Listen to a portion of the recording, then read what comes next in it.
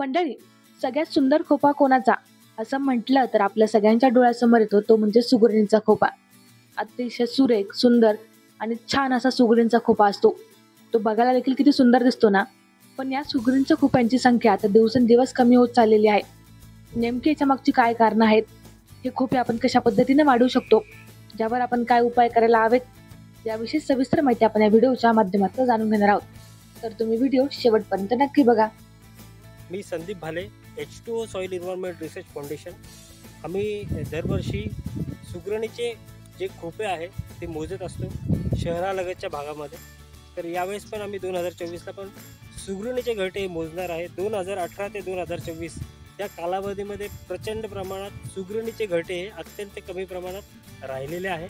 याचं कारण म्हणजे वाढतं औद्योगिकरण, वाढती वसाहत आणि वाढतं प्रदूषण पण म्हणता येईल. कारण की गवताचं प्रमाण अत्यंत कमी झालेलं आहे आणि काटेरी वनस्पती पण हे राहिलेले नाही आहे. शेतालगतच्या भागामध्ये पण हेच आढळतं आहे. कारण की शेतकरी नको असलेले काटेरी वनस्पती तोडून टाकतो. त्यामुळे सुगरण पक्षी हा घरटं विणण्यामध्ये अक्षरशः फेल ठरत आहे. कारण की त्याला हे अशी सेफ अशी जागा राहिलेलीच नाही.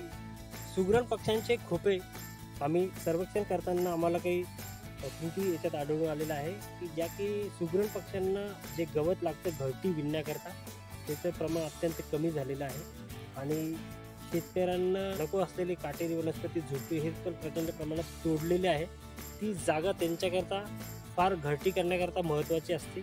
आपल्या दृष्टिकोनातून जरी ती महत्त्वाची नसली तरी पक्ष्यांना, पशूंना ती सावली किंवा त्यांना व्यवस्थित घरटी करण्याकरता ती कामं येत असते.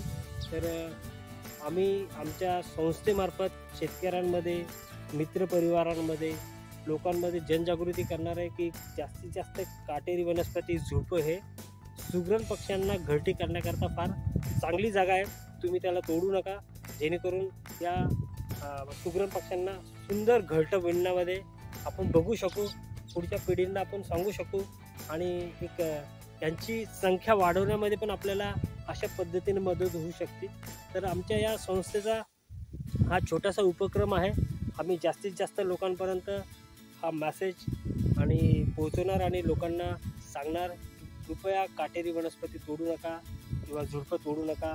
शेतकऱ्यांना पण सांगणार आहे, शेतकऱ्याचा सुगरण पक्षी हा पक्षी मित्र आहे. कारण की बरेचसे छोटे छोटे कीटक, आळ्या तो खाण्यामध्ये अत्यंत मदत करत असतो. सुगरण पक्ष्यांची घरटी वाढवायची असेल तर नक्की आपल्याला काटेरी वनस्पती आणि गवताचं प्रमाण हे वाढवणं पडणार आहे. ऊसाच्या शेतालगतच्या भागात सुगरण पक्षी घरटी जास्त विणताना दिसतोय. कारण की ऊसाच्या ज्या पानाच्या त्या गवत आहे समजा, तर ते विणण्यामध्ये तो घरटे विणण्यामध्ये तो त्या पानाचा वापर करतोय. त्यामुळे ऊसालगतच्या भागामध्ये ज्या ठिकाणी ऊस जास्त प्रमाणात आहे त्या ठिकाणी सुगरण पक्षी घरटे विणताना दिसत आहे. व्हिडिओत सांगितल्याप्रमाणे जर आपण अशा पद्धतीने काळजी घेतली तर नक्कीच सुगरणीचे खोपे वाढायला मदत होईल आणि त्याचा आपल्याला नक्कीच फायदा होईल आणि आपल्या पुढच्या पिढींना देखील हे सुंदर असे सुगरणीचे खोपे बघता येतील. Apurva Talnikar, news 18 local, Chhatrapati Sambhajinagar.